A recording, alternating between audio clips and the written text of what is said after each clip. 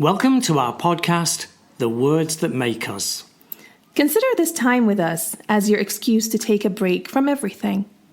Every episode, we choose a word that makes us think, wonder, or dream.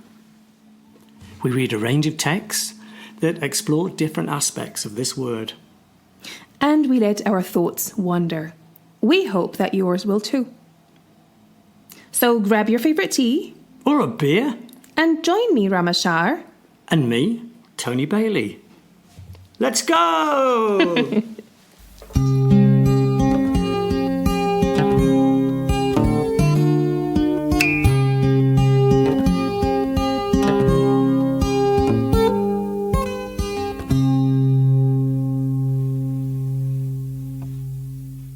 So today's episode is about water.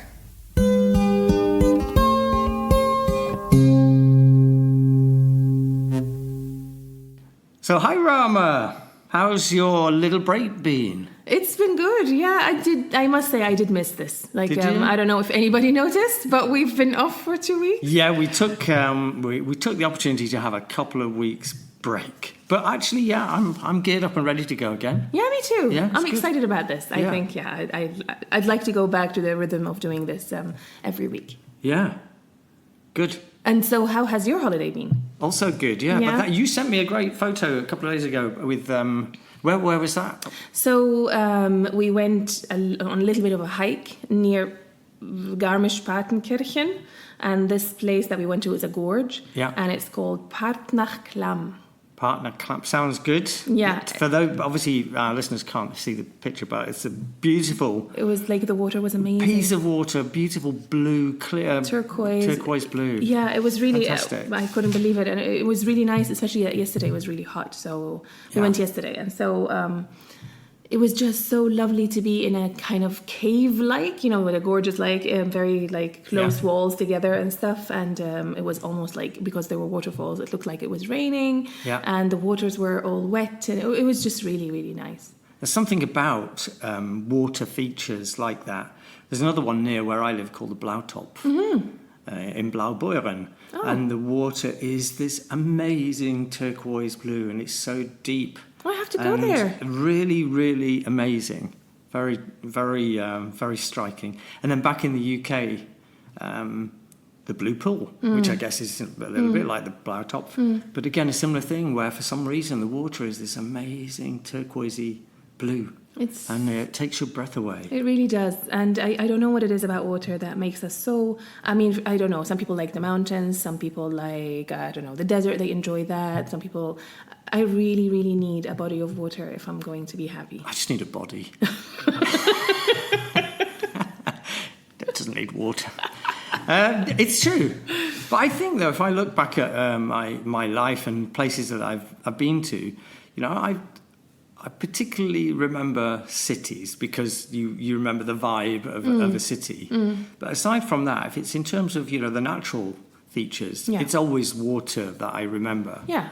I mean, I like the mountains, but I don't remember the mountains particularly. They all look the same. That lovely big mountain. I mean, it's a big mountain. Yeah. And mountains, you see them, they've either got a lot of snow on them or they haven't. Yeah, exactly. I mean, they really look, I'm sorry to say to the mountain lovers, but they do look very similar to each other. And don't you think mountains are better from the top of them than from the bottom of them? I mean, if you're at the top of a mountain with a large view... it's really nice. And the view is always better when there's water in it, don't you think? Exactly. You look down at a and there's a big lake, and that's true. just amazing. That is true. So for me, bits of the world that I've been to where I particularly remember the scenery, it's because of the water. Yeah, I agree. Whether that's like in the UK as a child, we used to go to the Lake District, as the name suggests. These amazing large lakes. Wow.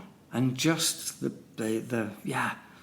to take your breath away because there's so much water. Yeah. Or going to the coast and having, Mediterranean coast and beautiful clear water, and you can see the fish, just amazing. Yeah. Or Florida coast and these amazing big waves and people surfing. Yeah.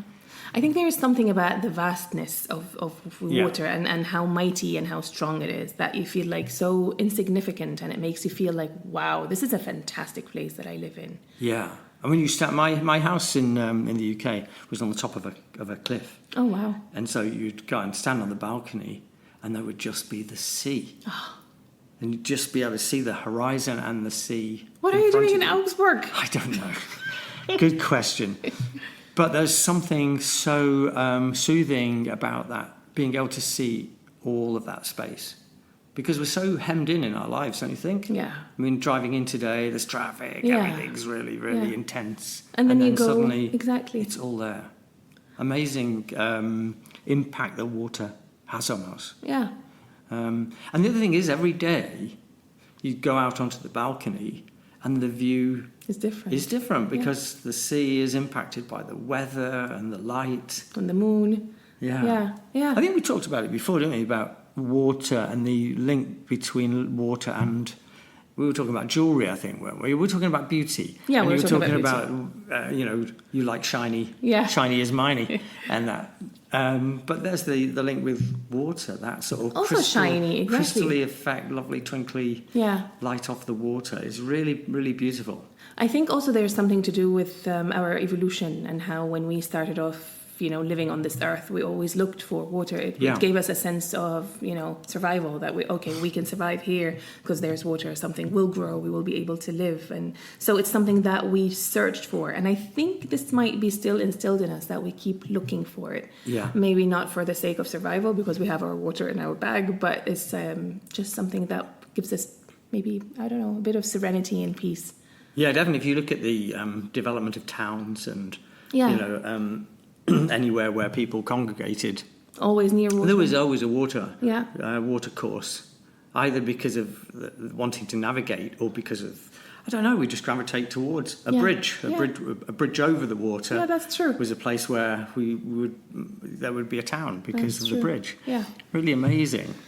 Yeah. So, what are your early memories of water as a child? Did you go to the seaside as a child? Yes. Did you? So, as a very little child, when we were in England, we went to the sea, but I'm not sure exactly where because I was very little. And I have really fond memories. Is this in the UK? Yeah, in the UK, exactly. You have fond memories of the seaside in the UK. That's quite something. Because when you're little, you don't realise how cold it is. And polluted and grim. Yeah. But then when we went back to Syria and we lived in Aleppo, which is a big city with no water really. Yeah. We used to go to Latakia only once a year, a week by the sea, and it was the week we looked forward to the whole year. Yeah. Just going there, and there were some places where the water was not polluted, but full of like seaweeds and stuff. Yeah. But some areas where it was just fantastic, like really beautiful water, and I dream of those places still today. Yeah. Although mentioning Syria, there is it's interesting because maybe I'm going to go a little bit deep now, a bit dark. It's a bit early. Because there is a river in Syria that is famous for, like, if you want to say, oh, this place is dirty, it looks like that. River Quake, it's called. Yeah. And it's really sad because apparently that river was a running river and it was gushing, and there were like orchards on the side, on the banks, and then Turkey decided to cut it off, and so they were like, yeah, this is where it stops, we keep all the water, and so it dried up, and the bed of the river became just for people to dump garbage in, which was really sad, and it smelled bad, and such a shame because this area used to be a really nice area, and then it became this smelly area. Well, water is, I remember in Leipzig, for example, the beautiful water canals or water courses through Leipzig. It's only really in the last 10 years or so that it's become clean enough for people to actually be able to use it and to have boats on the water and to use it as a leisure thing. But there's so much pollution, so many chemicals being pumped into the water. I mean, why do we do that to such a valuable natural resource? Yeah, exactly. And it pains me when you go to the seaside, beautiful coastline, and there's all of this disposable plastic all over the place. It's such a shame. It's so sad, really sad that we're doing it to ourselves. Like, this is the water that we should be enjoying, but we're polluting it for ourselves. Or you go to a holiday destination and there's a big notice that don't swim in the water. Yeah, sad. Yeah, I know. Because we are dumping our waste. Sewage and waste in it. It's pretty terrible. Did you like water then? Did you learn to swim? And was it something that you... were you one of those kids who was leaping into the water because you loved it? Absolutely loved it. And I still love it today. Water is like, it means a lot to me. I have a lake near my house, which is one of the main reasons why we moved into this house, because of this lake. And I call it my lake. So when I invite people over... It's on the map as Rama's lake. Exactly. Come over to visit me. I'll show you my lake. And they're like, your lake? I'm like, okay, the lake near my house. But yeah. But I've had so many amazing memories there. Well, apart from the memory that Karim almost drowned in it. Yes. But other than that, really amazing memories. Like, I don't know if you have this feeling, but sometimes I'm like, okay, I'm going to commit this memory to memory, this moment to memory. I'm going to close my eyes and intentionally try to lock it in. And I've had a few of those moments there. It was really nice. Good. It was really lovely. I think water, if you said, what are your key memories, so many of them involve water. Yeah. I remember as holidays as a child. Yeah. I was on the beach and I was in the water and I was playing and often it was raining and cold and miserable. But I do, that was what holidays were for me, was all about going to the seaside. Exactly. I'm sure we went walking. I'm sure we did other things. Forests and everything. But water was definitely in there. Yeah. And how did you learn to swim? I hated that. Really? I was going to ask, because I think some of your relationship with water is down to your experience of swimming. Yeah. If you're comfortable in the water and you love the water. Yeah. I mean, little Georgie is fantastic. We're going on holiday next week. We're going to go to Malaga. Oh, nice. To the sea. Oh. Because for she's like a 7-year-old little girl, she wants to be in the sea and she wants to be at the beach. Oh, nice. And that's fantastic. And her experience of learning to swim has been okay. A pleasant. It's quite pleasant. Yeah. Nice warm pool. For me, it was absolute torture. I learned to swim in this old Victorian swimming bath. Okay. In Southport, which is by the seaside. And this horrific teacher who and the water was freezing cold. Oh, goodness me. And the teacher had this big cane and she used to hit our hands in the water so that we would swim properly. So I was bullied into swimming. So the trauma of that meant, if my friend said, "Shall we go swimming?" Yeah. Oh, no, because I hated it. But only as an adult now. As an adult now, I love it. Okay. But only because I guess the joy of seeing my children enjoying it has then sort of worked its way backwards to me. But I hated it I loved it as a child because it was we had this nice swimming pool that was only open in the summer, and summers in Syria are very reliable. It's going to be hot and it's not going to be raining. It's just dry, and we used to go every Sunday. And my dad taught me how to swim, and I remember learning to swim in one summer. That's I don't know, maybe even a few sessions, and it was great. And my dad was a yeller, but he did not yell at me when it came to swimming. It went really well. He just showed me a few. That was one of the sort of bonding memories. Bonding memories. It was really nice, and I loved it since then. And I taught my siblings then how to swim, which was really nice. Cool. I don't have any bonding memories with my parents of water because they hated it. Oh, I see. We went to the seaside. My parents never went in the water. Really? They used to sit on their rug with their sandwiches and a flask of tea. Mm-hmm. And you guys go away. Shall I tell you my going to the toilet story? Okay. I think it's about time. Okay. So, I remember as a small boy being on the beach and, the sea's coming in, whatever. And I went to my mum, who was obviously sitting reading her book. I said, Mum, I really need a wee. And so she said, well, go in the sea. Go in the sea. So I ran down to the edge of the sea. Oh, no. Dropped my pants and peed in the water. And everybody was watching. There's my mother. No, I didn't mean that. At least I didn't do it off the diving board. Yeah, that's good. Very, very magnanimous of you. That was very good of me. Yeah. Oh, that's hilarious. Do you think another thing about water that's quite significant is that we have these really positive memories of water, but there's a little bit of jeopardy with water. Absolutely. Because you have all of this joy, but there's also, like you said, Karim, he nearly died, he nearly drowned. Yeah. And, if I think about where I lived in Swanage down on the coast, sometimes the water was tranquil and beautiful. Other times it was sweeping people off the rocks and they were dying. Yeah. It can be both a joy, but also a really dangerous and threatening thing. And treacherous. You know, sometimes you go in and you think, oh, it's nice, and then it turns on you in a second, and then you're gone. People getting, it's really interesting. Stuck on a sandbank because the tide comes in, or swept away by the water. Two of my brothers also almost died in the water, and on 2 different occasions. One of them is a very confident swimmer, and apparently he was swimming off the somewhere in Turkey, and apparently there were people watching him and really scared that he was going to die, and they thought he was struggling. They called actually the Coast Guard or something to come in, because he was deep into the water and it was like, raging, and they were like, that's it, he's going to die. So somebody had to pull him out. It's really interesting. And water as one of our main places for suicide. Sorry to drop that in, but this week in Ulm, every day the boats have been out searching because somebody oh my goodness, committed suicide, but they threw themselves in the water. There was a lot of water because there'd been rain, and it's taken about a week for their body to surface. Oh dear. But that was a regular thing down by the seaside. You've got people enjoying this holiday destination, but also people throwing themselves into. But how do we know? Into the water or whatever. Okay. So that's like clearly a suicide attempt. It's not somebody drowning. I mean, there's the danger of the cliffs and the water as well, and accidents happen. But people do head for the water. If you were going to commit suicide, I think drowning is one of the ways that we. Drowning apparently is one of the most common ways for children to die, not just like for suicide, but it's you have to be really careful around swimming pools and stuff. Yeah. So my dad taught me how to swim, but also really scared me of it on purpose. It's like, so you would be very, very careful. Yeah, but I'm a little bit worried about next week because Georgie now that she's overly confident. Now she believes that she's this competent swimmer.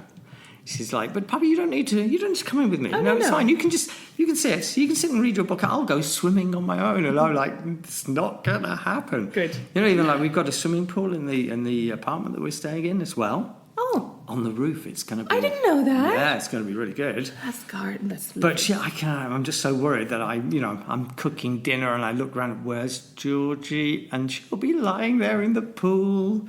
But I am so worried about. I hear so many stories about accidents where people have. Yeah, no, I wouldn't take my eyes off when Karim almost drowned, it was because I didn't think he was going to swim. I was actually talking to someone. I wanted to rent a boat for us to go. Yeah. And he was apparently wading into the water and went swimming. And then my friend, I'm really grateful to her. She went in with her clothes on and fished him out of the water because he was going to die. Crazy. Yeah. So it's but that's the thing about it.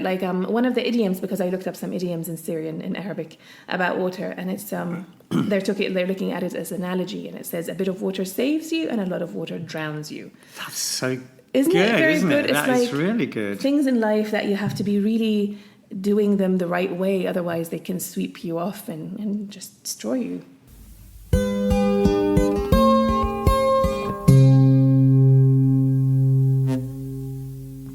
What about poetry? Do you find any good writing relating to water? So I found a few pieces by Rumi and one by Gibran. Your go-to writers. That's excellent. Yeah. I left the English ones to you this time. Okay. No pressure then. Yeah. So there's a small one that I really liked. It says, this is by Rumi. It says, "You are not a drop in the ocean. You are the entire ocean in a drop." Ooh, I really like that. That's quite profound. But this is what Sufism is all about. Sufism is all about being one with the Creator, being one with nature. You are not worshipping the Creator. You are part of the Creator. It's a really good way of looking at it, isn't it? Because if you believe that you're just a drop in the ocean, then you are incredibly insignificant. Exactly. Whereas actually you are incredibly significant to yourself. You have to be the ocean, don't you? Exactly. I think it's the dichotomy of it. It's like you are insignificant, but you're also very significant, and that's the thing about it that is really appealing. I like that. That's really good. But then, which is interesting, there's this one by Gibran, which is it's about almost the same thing, which I found really interesting. I wonder if he was inspired by Rumi's poem to write his poem, because this one is called Becoming the Ocean. Okay. It is said that before entering the sea, a river trembles with fear. She looks back at the path she has traveled, from the peaks of the mountains, the long winding road crossing forests and villages. And in front of her, she sees an ocean so vast that to enter there seems nothing more than to disappear forever. But there is no other way. The river cannot look back. Nobody can go back. To go back is impossible in existence. The river needs to take the risk of entering the ocean, because only then will fear disappear, because that's where the river will know it's not about disappearing into the ocean, but of becoming the ocean. Yes. I mean, the ending of that is very similar, isn't it? Exactly. To the Rumi quote. Yeah. But I like the that idea about there's no other way, that you have to go with the flow. Exactly. And this links a little bit with Stoicism, to be honest. Absolutely. Because Stoicism has a similar sort of idea that you can't really resist. What you have to do is adapt to it. So I like that it's kind of like about the fear of change. Yes. You know, like you are a river and you think you are, this is your state. You have to stay in this state of running water.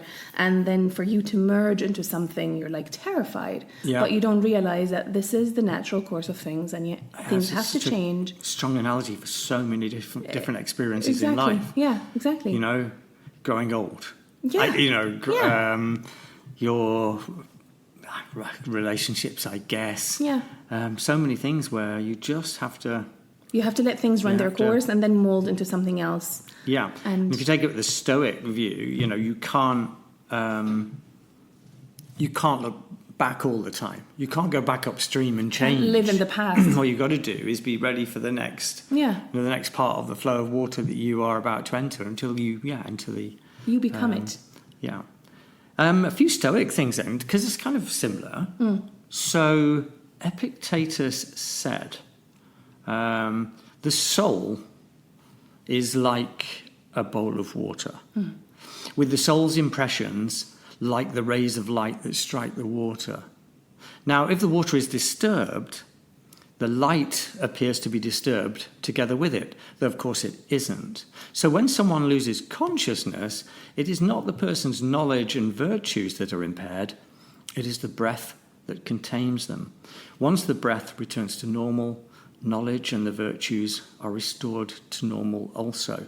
I love So the idea that, the perfect stasis is when we are like a bowl of water with a completely still and calm surface. Serene, And the light then is reflected beautifully. But then once there are any ripples on that, we lose the beauty of the light. The light is broken. Yeah, I really like that as a sort of, that idea about becoming calm is about creating that ripple-free surface on the water. I really like that. What I love about this, also something else, is that perspective matters. Like you look at the water and you feel like the refraction of water, and the water is disturbed, the light is disturbed, and you think that the light is disturbed, but actually the light is exactly where it was. Same. Exactly. And I love that thought there. That it's like, just because that's how you see it here, it doesn't mean that's how it is. Exactly. So that Stoic thing.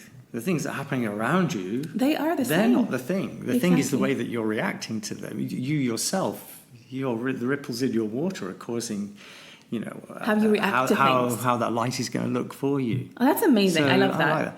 And then linked to your last reading, then the Stoic Marcus Aurelius said, time is a sort of river of passing events, and strong is its current. No sooner is a thing brought to sight than it is swept by, and another takes its place. And this too will be swept away. Yes. It's exactly the sort of same thing. Exactly. It's like change is inevitable, and we cannot just stay where we are. Yeah. Because I think when we are still, that means we're dead. Yeah. I think so. Yeah. Cool. I love those. Or we get stuck in a stagnant pool. I mean, literally. Exactly. Yeah. Some people do not grow. allow themselves to be swept along by the flow of life. Yeah. And they do end up in a stagnant pool, Absolutely. which is not somewhere we want to be. And that's the thing. If you leave a pool stagnant, then this layer of scum grows on it. Yeah. It becomes really disgusting. And a bit smelly. And a bit smelly. You really don't You want to have to get out Absolutely. and do something about it. I think it's amazing, given that our podcast is about words. I think it's just amazing how human beings have this ability to take imagery like water or the flow of water and Bend it to their will. Learn from it as a guideline for how to live our life. Yeah. It's amazing, Symbolism, isn't it? this idea of using symbols and looking at nature and using it to understand life is really amazing. Yeah. I was looking at good old Shakespeare, and I wasn't really expecting to find very much. He wrote about everything. He writes about everything, but what I ended up finding was even in just, for example, Hamlet, how water... I came upon a thesis, a bit sad when you find some thesis that somebody's written. Yeah. But somebody wrote this thesis about water symbolism in Hamlet. Nice. I mean, it's incredible. Water, just as a general symbol in the Renaissance period around which Hamlet was written, seen as pure, holy, and representative of this sort of holy symbolism. And Shakespeare was drawing upon this sort of imagery through his plays. He saw water as an agent of change.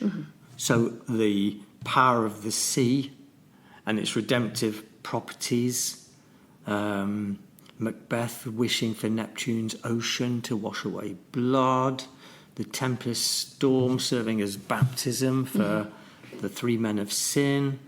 Hamlet comes from the episode at sea as a changed man, all that kind of stuff.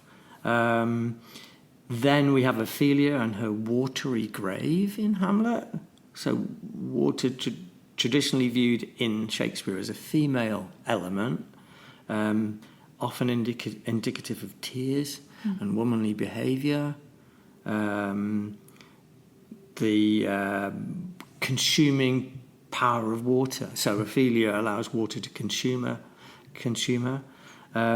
Then water is a symbol of death, and we were talking about stagnant water, but stagnancy in water used to denote death. Amazing. Repeated references to mildew and water flies to give the image of stagnant water. Wow. And then the multiple times throughout Hamlet that water is mentioned and its multifaceted sort of symbolic use. So it was really, really interesting. I think that's the interesting thing about water is that it can be used for everything. It can be used for vitality, life. Yeah. It can be used for force and strength and power. It can be used for, stagnation and death. Yeah. And you can mix it together to make things that are restorative and refresh us. But water, contaminated version of water, becomes poison and can kill you. Yeah. It's really... It's fascinating because, water is literally life, and that's what life is all about, all of these different states. So it's really fascinating when you think about it. So how long, then you said it's literally life, how long can you survive without water? I did do a bit of science as well on this. What do you think? I thought 3 days. Yeah. So the average... is that the average person can only survive a few days without water. I think it also depends if you're sitting on the couch or if you're out in the desert. If you're in the desert, it's not possible to tell precisely how long a person can live without water, because it's to do with dehydration and the rate at which you're dehydrating. And dehydration doesn't affect everyone in the same way. So your body type, the temperature around you will obviously affect people's tolerance to dehydration. But a rule of thumb, a person can survive without water for about 3 days. Yeah. Factors that affect how much water you need are your age, obviously, your activity levels, your overall health, your height, your weight, and your gender. So a female does not need as much water as a man. Really? Also impacted by what you eat. Yeah. So if you eat a lot of water-rich foods like fruits and vegetables and whatever, you don't need to drink as much water as somebody who eats chips like me. Yeah. How much water do you drink per day? I'm not one of...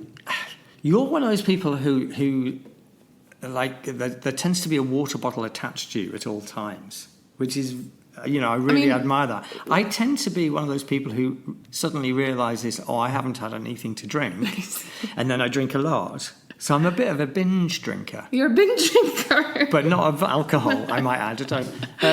Yeah. How much do I drink? I probably... no more than... I don't feel like I drink more than a litre of water a day. What? But I do drink at least 3. Which I think is right. I think that's right. It depends on the person, because they say between 2 and 4, I think, for an adult. But for me, I think at least 3, and I really need more. So the first thing I do is I'll drink half a bottle of water in the morning, first thing in the morning. Yeah. Gosh. Just to start my day, and then I drink all the time. Yeah, I drink a lot of drinks that aren't water on their own, but have water in them. But so I do drink a lot of cups of tea, but I'm not sure. I think that's diuretic. Yeah. So you might be doing the opposite. Yeah. Oh gosh, I better start drinking. Are you a bottled water person or a tap water person? I'm a tap water person. Mm-hmm. Especially in Germany, we have the best water. Yeah. I think that drinking water from bottles has become a bit of a fashion thing. Because I don't think there's any need to... In Germany, I had this discussion with my kids in business class talking about bottled water. Yeah. And even the choice of which bottled water. Yeah. So those who are, some people are drinking very expensive designer water with top labels because it comes from a special mountain or something. Yeah. But actually, it's probably no better for you than the water we get out of the taps. I understand why in some countries you can't drink the water, but in Germany or in England, we don't need to be. No, and I think especially Augsburg is famous for its water because it has like a natural water reserve that it gets the water from. Did you know that Augsburg water system, like the old water system, was part of the, what's it called? World Heritage. Really? Yes, because... Is it one of the first sort of one of the systems? first, but also it was very complex. And so it was very good at reserving water and saving water and all of that. And so a few years ago, there was a huge celebration in Augsburg because it officially made it into the World Heritage Site. I found something good about Augsburg that I can tell people. It's got a good water exactly. system. Exactly. How much do you think people spend worldwide on...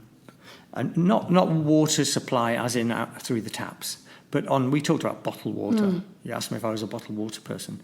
What do you think, for example, the global market for bottled water is? We're talking billions, right? Yeah, it's a very unfair question. Why would you know this? But no, I think I know. It's like, I don't know, is it 60, 70 billion? It's getting close to 300 billion. Oh my God. 300 billion US dollars. This is money that companies are making out of bottling water.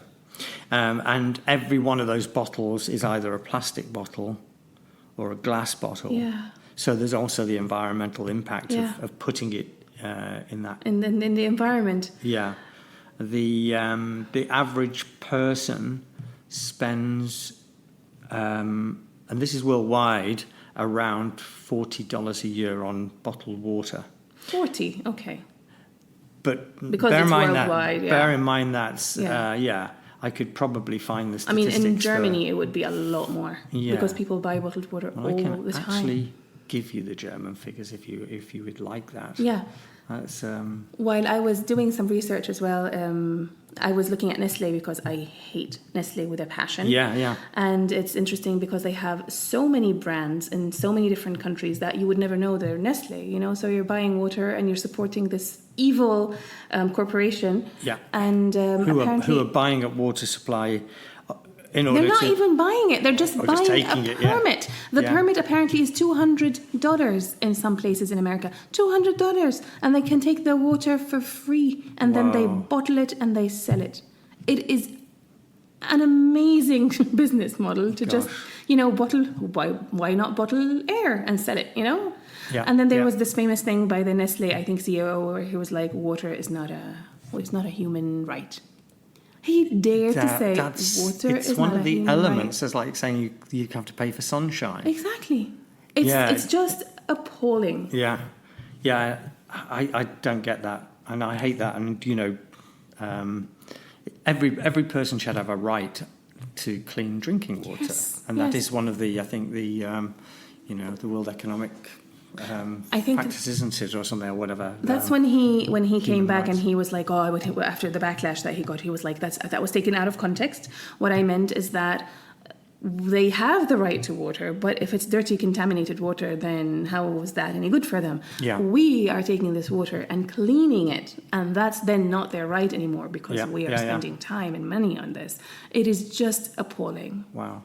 So, for example, I watched a little documentary about South Africa and how they bottle that water. The people that work on the plant, they get 2 bottles a day because, of course, they can't drink it, Yeah, So yeah. they give them 2 bottles, and this person that was talking was like, I drink 1 on the job and I take 1 home for my family. Yeah. And so Yeah, they're yeah. taking his water and selling it back to him or giving it back to him as part of his wages. That's crazy, And isn't it? I mean, That's- it's just insane. Crazy. Wow. So Germany, I think this is correct. I hope it's correct. 48 billion spent on bottled water, and the average person, this seems very high, but around 500 euros a year on water. It's not high. I really believe it. Yeah. Because Gosh. some people have very specific brands. It has to be S. Pellegrino or Perrier or whatever. They are very specific about what water they buy, and it can really get expensive. In terms of price, I think bottled water is just as expensive as buying beer, a bottle of beer. Maybe, yeah. I think in Germany, it's over €3.25 a litre is the average price for water. Which I find ridiculous when the water runs from the tap and it's I know, clean. I know, For I know. best standards. I have one of those Soda streams. Me too. that puts fizz in the water, and I use water from the tap, and I put it in the fridge, and it's just as good. It is. I tried your water the other day. It was really nice. It's very good. You didn't just try my water; you finished my water completely. I was really sorry because you took 2 bottles out of the fridge and they were gone. It didn't take you long, did it? Yes.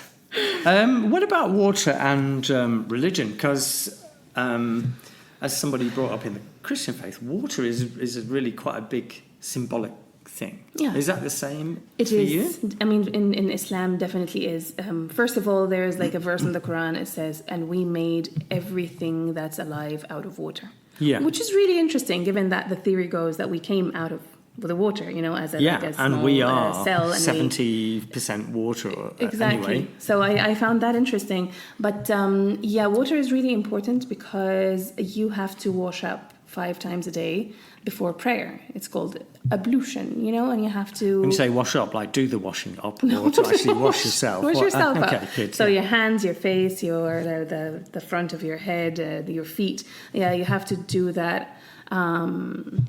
ideally 5 times a day. But if you can keep your farts and pee in, then you don't have to do it until this happens. Yes. So... so it is very, very important. And of course, the thing they do when somebody dies is that they have to there's a washing ritual that they do with this person. Yeah. There are special people that come and wash the dead, and then they're ready for burial. Yeah. So it's very, very important. Yeah. Gosh. Well, likewise in... I mean, do you have the principle of sort of baptism? No.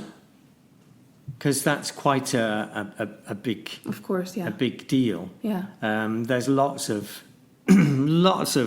imagery around water. So water is baptizing somebody into the faith. So by being plunged into water, you are entering into a new state. Water, as like with Islam, as a sort of cleansing. Making you clean again, washing away your sins, and the sort of imagery in the Bible of Jesus washing people's feet. Also, water as being sin, being dangerous, the sort of danger of water as well. So, yeah, the difference between the desert and water, that sort of being a symbol of one's faith, or one, being desolate or alone, and so very interesting. I found a poem by Philip Larkin. Yeah. I wasn't expecting to find it, but he sort of brought all this together in his poem "The Whitsun Weddings," which is very complicated. I remember doing this as a student. I didn't really understand. It was quite complicated, Philip Larkin. But he, as part of the Whitsun Weddings, declared that water would make a fitting subject for a religion. So water should be at the centre of a religion. We rely on water. Our lives revolve around it. We drink it. We wash it. Everything. So he wrote this poem called "Water," and it says, "If I were called in to construct a religion, I should make use of water. Going to church would entail affording to dry different clothes. My liturgy would employ images of sousing, a furious devout drench. And I should raise in the east a glass of water where any angled light would congregate endlessly." So sort of the idea that water as a symbol doesn't really matter which religion, I suppose, but it's purification of your soul, making you clean. Very water is at the interesting, centre of thing. Yeah, so I quite like that.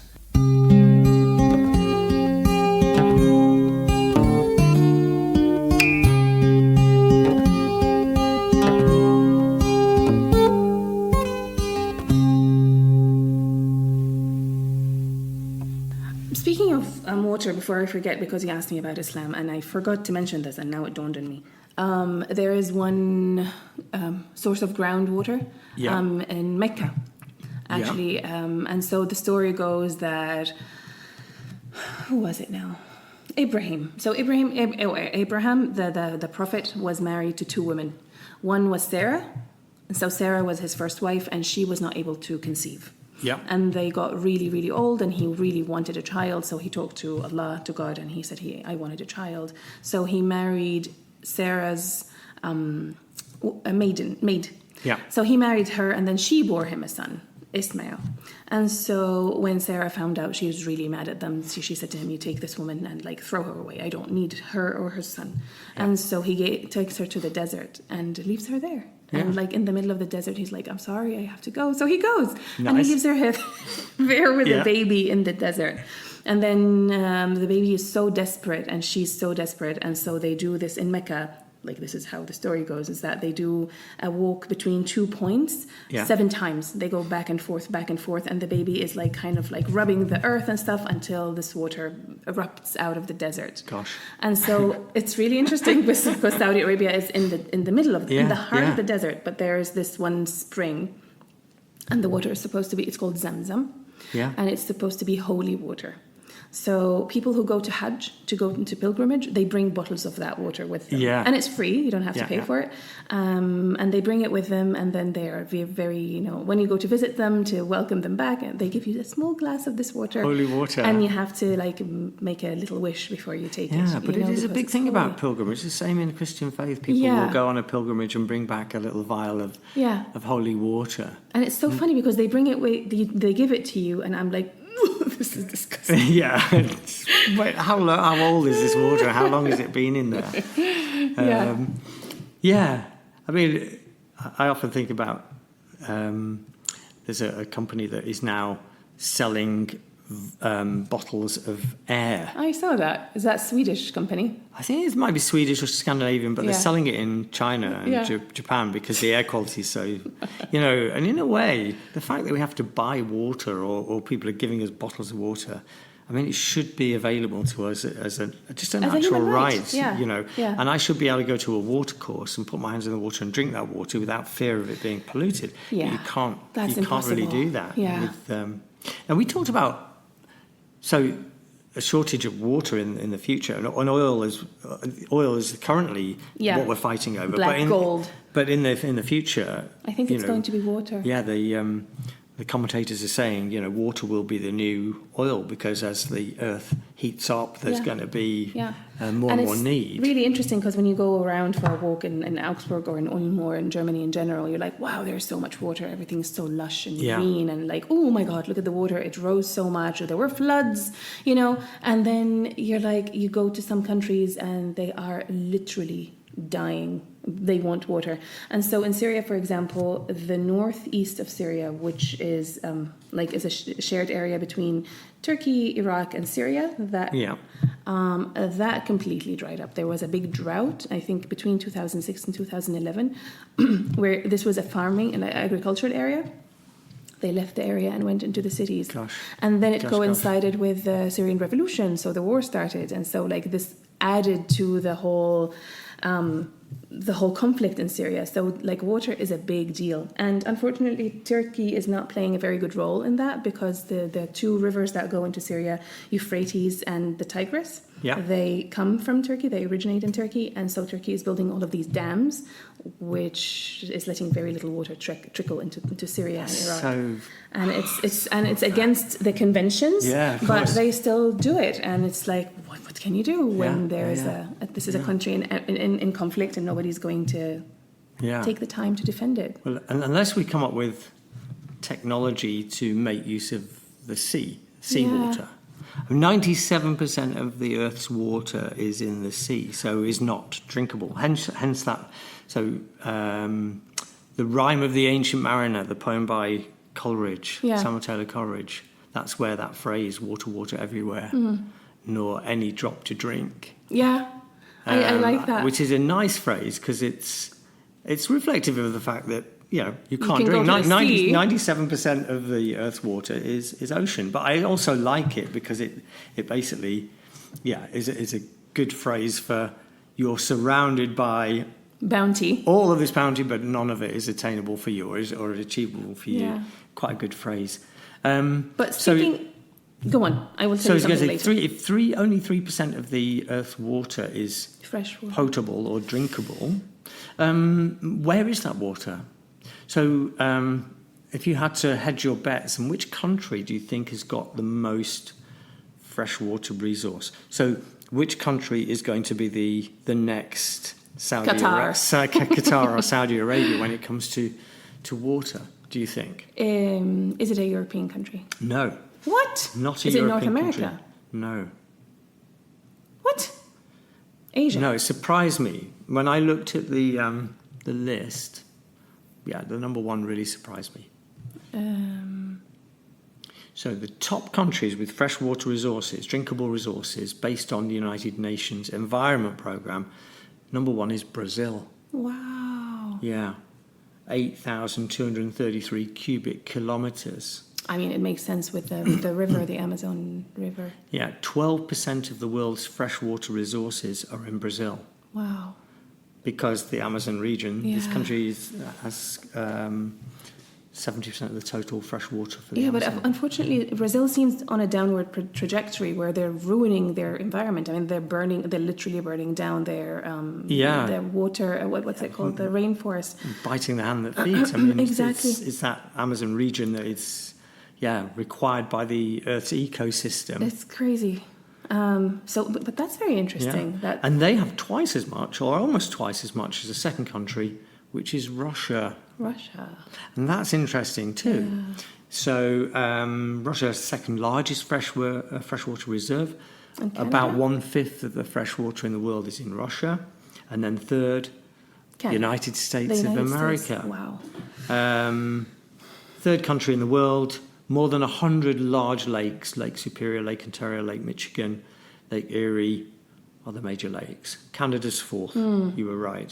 So USA and Canada, they seem pretty North well done. America, they're well sorted. Notice there's no Europe. Interesting. China's fifth. What, really? Yeah. Colombia sixth. And then if you pull the whole of the European Union together, then the European Union itself is seventh. Oh, wow. Yeah. And in Europe, 20% of all surface water in the EU is seriously threatened with pollution. Yeah. Which, I mean, it shouldn't be like that in possibly the most developed part of the world. Exactly. That's very, very surprising. Yeah. Yeah. Speaking of the technology that you mentioned about drinking seawater, I mean, that's how most of the drinking water in Saudi Arabia is desalinated water. Yeah. So they take water from the sea and they have these plants where they treat the water and then they drink it. And it doesn't come through the tap. I think the water that comes from the tap you can't drink, but you can use it for washing up and everything and just showering and everything. But then big trucks come and supply you with water, or you buy big gallons of water. So I remember being on holiday somewhere where somebody told me, don't drink the water. Yeah, it's very strange. And when you go to a country and you ask the people at the hotel or something, is this water drinkable? Yeah. Sometimes they find it a bit kind of offensive to ask that question, but you have to ask. Yeah. Like when I went to Egypt. And I forgot. Where? Where was I? Somewhere in, was it Sardinia or something like that? Sardinia? And they said, no, don't drink the water. And I did, because it was hot. Oh. And I was so sick. Really? I was so ill. Oh, yeah. Goodness. And likewise in India, I was told, don't drink the water. And even eating salad that had been washed in the water made me sick. Of course, yeah. Yeah. But those figures for the EU, I mean, if 20% of all our surface water is not drinkable because it's polluted, 60% of European cities overexploit their groundwater resources. Yeah. So we're already, before any kind of water shortage, we're already exhausting overexploiting. 50% of wetland in Europe has now got endangered status due to groundwater overexploitation.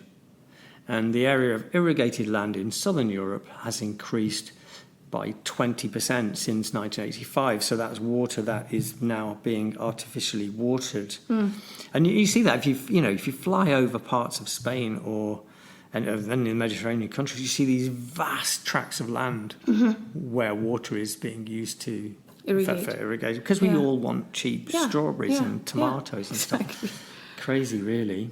It's funny because when I was doing the research about water, I found there are 3 types of water, actually. Your water use.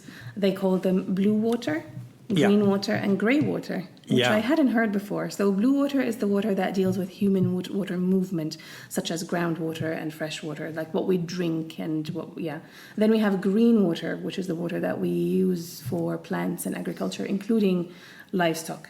And this is mainly rainwater. And then we have grey water, which is needed to dissolve pollutants and often involves water quality issues or excessive heat. Yeah. And so these are the different kinds of, and of course the rarest one, the one that is very sensitive, is the blue water. We have to really be careful with it. But unfortunately, when you look at, so you know how they say that for you to make a pair of jeans, you need 10,000 liters of water. Interesting. But then yesterday I listened to something where they were like, actually that has been debunked. It's not 10,000, it's only 7,500 liters of water to make one pair. I mean, just put that. I don't drink it even a litre. I drink maybe a litre of water a day. Yeah. That is outrageous, isn't it? It's staggering. It's really scary how much water we need, and also pollute, and not just use it, but also pollute. Yeah, because it's to make something like clothes. Lime put in it or whatever. And then we throw it away. Yeah. We throw the jeans away, and we make these landfills full of clothes that we don't know what to do with. Yeah. But and then if you put in context that we just talked about how little of the Earth's fresh water is actually available to use. Because we said 97% is sea, 3% is some stuff that we could drink. But of that, most of it's unavailable as it's in the form of glaciers, ice caps in the atmosphere, moisture in the atmosphere and the soil. You can't get it out of the soil. Well, not yet. It's gonna melt and it's all going to be available.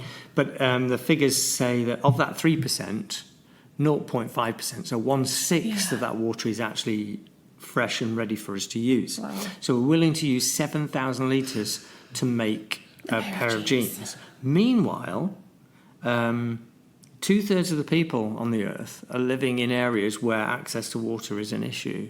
Yeah, it's 1.1 billion people do not have access to water. 1.1. 1.1 are not turning on a tap in the morning, there's water. Yeah. By 2025, it's possible that almost half of the global population will reside in regions encountering water shortage. And within the next decade, nearly 700 million individuals might be forced to relocate They will move. due to severe water scarcity. And in addition, by 2040, almost a quarter of all children around the world will live in locations that are experiencing extreme water pressure. Crazy. This is mainly as a result of climate change, growing population, and of course our change in the land use, like you said about the Amazon, but also in order to grow. And so this is already happening in materials. Syria, where all of these people in the north of Syria move to the big cities and put a strain on the rest of the country. And it's desertification and the lack of water, drought and all of that. It is going to impact the world largely. And so imagine if in 10 years they'll be like, these refugees are from war and these refugees are water refugees. You know, they're here because they have no they all drinking have water. it has like a cumulative effect, doesn't it? Yeah. I mean, you think global climate change causes such a major impact anyway, but the lack of water that goes with that as well. Yeah. And then war will happen. Will erupt, of course. Because people will be fighting over access to water, which will also cause people to have to move to because of the impact. Exactly. Of water. It's like a vicious cycle. So if we think that migration or immigration is a problem now, just watch this space. Yeah. So I was looking, like the other day I was watching a documentary, and so Mexico is apparently facing a water shortage. Yeah. And do you know what they're doing with water? Instead of allowing people to drink it, they are using it to grow avocados, because the rest of the world is, desperate for these avocados. And so the avocados take precedence, and there's an avocado mafia, and they kidnap farmers for it. Well, which industries then? You said agriculture, so avocado growing. Which industries do you think are responsible for the greatest use of water? You talked about making jeans, and you talked about growing avocados. So who are the biggest culprits in terms of water usage? So I know it's factories, but I'm not sure what exactly they make. So the biggest user, as you'd expect, would be avocado, not just growing avocados, but all agriculture. So 70% of the world's fresh water is currently used for agriculture. Including cotton. I'm going to tell you something about cotton that I found really interesting. And that includes irrigation, but also fertilizers, pesticides, cooling, frost control, whatever. So, and also, agriculture is then a major source of water pollution, because all this stuff that is sprayed on everything then goes back into the water supply. Yeah. And then the other second thing you mentioned, jeans, well, the fashion industry is the second biggest culprit. In 2015, so a little bit old, the fashion industry consumed enough water to fill 32 million Olympic-sized swimming pools. That's crazy. 79 billion cubic meters of fresh water. And like you said, 7,000 litres to produce a pair of jeans. That's the same that one individual will drink over a 6-year period. Isn't that crazy? A T-shirt requires 2,700 litres of water. It's just ridiculous. Third biggest industry is the energy industry, because of the amount of water that comes from cooling. Fourth, the meat industry. Oh, yeah. Animal products. Yeah. Have high water usage, and beef is by far the most water-intensive food. Another reason to give up eating beef, I think. Is it mostly because of the cows that it takes to grow the grass and for the cows to drink? Yes, all of those things. It takes 15,000 litres of water to produce 1 kilogram of beef. It's almost as bad as the pair of jeans. So I guess we're not eating lasagna today, huh? Yeah. Funnily enough, the beverage industry is only like 5th or 6th on the list. You'd think that'd be high. Yeah, because we're drinking pure water. But no. 19 companies responsible for total water use of 746 billion litres of water to make water and other drinks. Yeah. So is that Nestle, Coca-Cola, Pepsi? Yeah, absolutely. I've got a list of who the main owners of water is. I can talk about construction, mining, and car industries. Are then on the list. At, I think about number 10. But surely there needs to be a bit of a rethink. Do I really? I love avocados. Yeah, I do too. I like wearing jeans. Yeah. I don't know. I don't need new jeans every year. No. I don't need to be eating avocados when they're not in season or grown locally. But they don't grow locally in Germany. No, but if I go on holiday, then it's funny because when I was in Spain, I loved the fact that for breakfast, I could have freshly squeezed oranges. I didn't need water. They just squeezed, this because they're grown locally and it's cheap and. I mean, they're so cheap. They have these festivals, right, where they throw them at each other and they just So, can we not get back to people eating what's grown locally?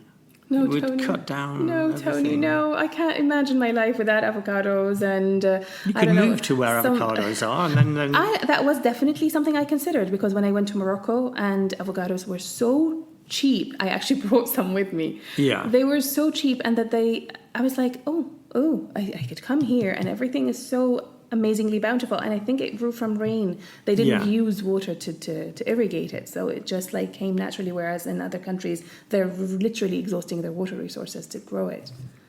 So it was crazy. But let me tell you about Turkmenistan, which I found really interesting, because it's one of those countries that I've heard of but I have no knowledge of at all. It's unfortunately it's an authoritarian regime. And apparently it's one of the most oppressive countries in the world. So we think about North Korea. Was it part of the old Soviet Union? I think it was part of the Soviet Union. And so this is a country that is facing a water shortage, but still they spend so much, they use so much money, 5.5 million litre per capita per year. It's 4 times the amount in America, for example. And they use a lot of it on cotton, because a lot of the cotton that we have, you could be wearing some of that, I could be wearing that, is from Turkmenistan. But what I found really interesting, not only the poor water management that they have, but also that during cotton season, everybody has to go and pick cotton. They have to. So teachers, doctors, you have to by force go and partake in picking cotton. So it's forced slavery on a kind of massive scale. It is. Wow. I found that fascinating. Yeah. Can you imagine? Could you imagine that? It's like no mass today. German government saying, "Now we're going to go and pick something." Oh gosh. Pick tobacco. Pick cotton. Yeah. So I found that very interesting. So. Yeah. How about the big? Who are the big? You talked about Nestle, but actually the companies that really we need to be keeping an eye on, and not the ones so much who are using water to make drinks. We already looked at that. But to make products, It's the big global water companies are the ones that we really control our water. Are these water resource management companies? So the biggest company in the world is called Veolia. Veolia, the global leader in water management, 180,000 employees worldwide, providing water, waste and energy management solutions. So they're supplying people with tap water and also waste management, so sewage management and whatever. So this is a really, really important industry. So we need it, and we take it for granted, and it's great that this company provides this. However, I do worry about the fact that it's a publicly limited company, and so their reason for being is to make profit for their shareholders, as opposed to should be non-profit. It should be about providing public service, and a lot of this water management, sewage management, whatever, used to be part of the public services in the same way as the railways used to be and the postal service, but it's all been privatized. So now Veolia, Nalco Water, Suez, Hach, these are all global companies that are publicly quoted and are battling with each other to make profit.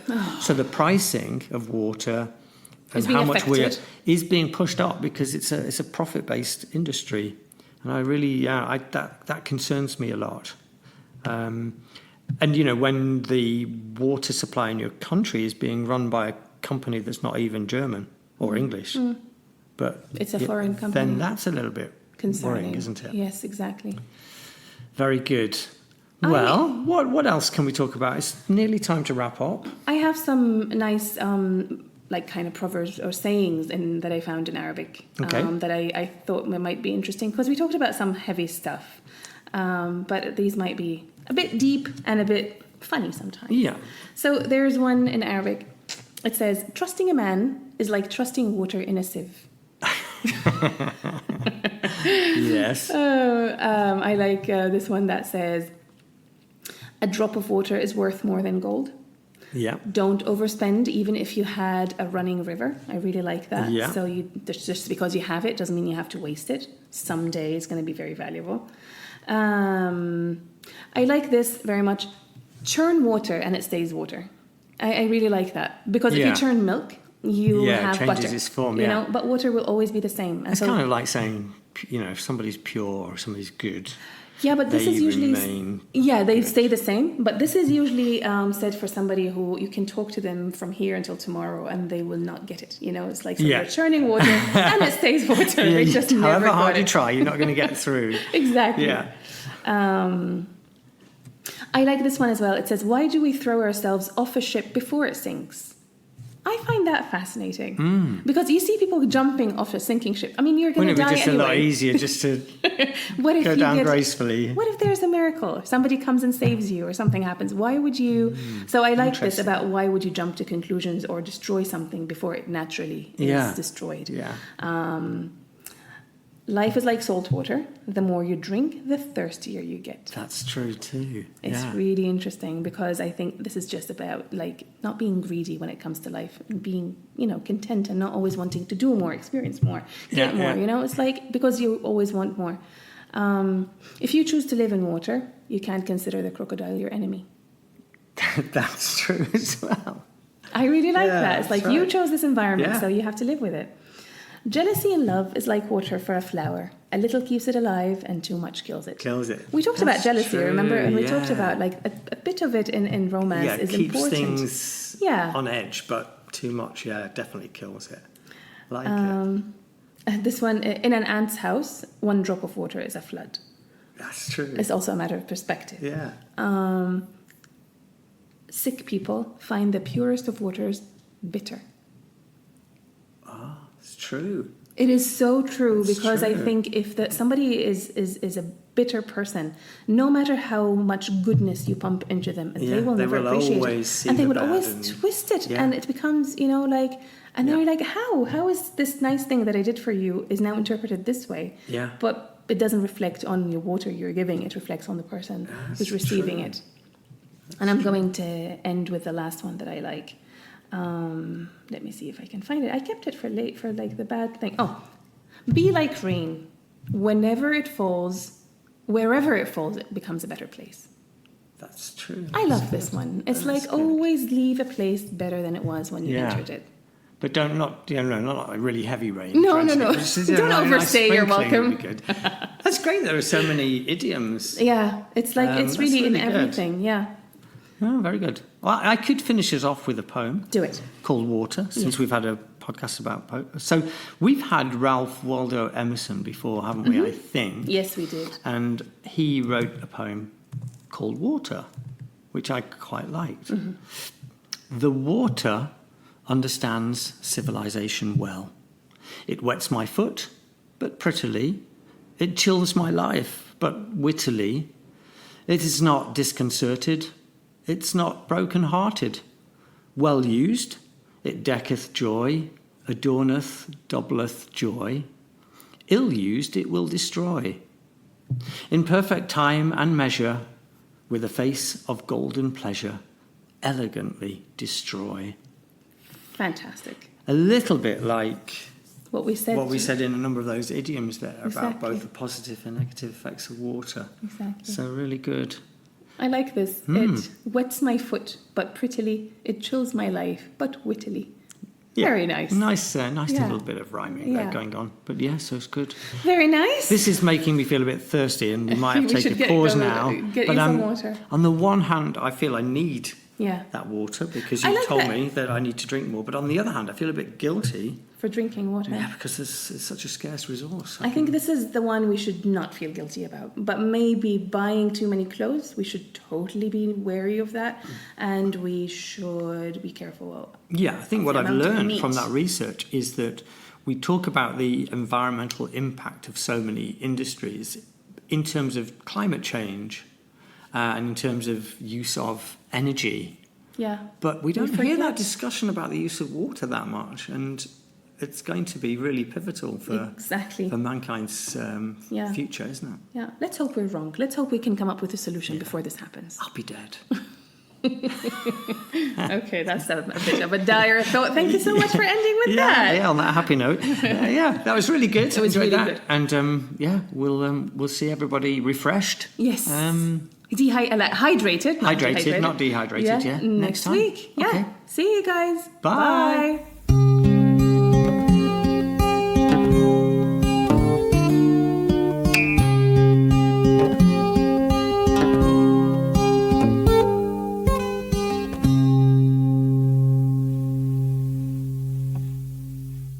We hope that you've enjoyed listening to the readings we chose for you today.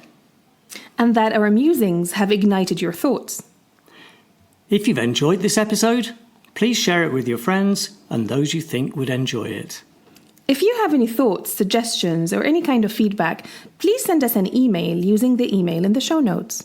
We'd love to hear from you with the words that make you.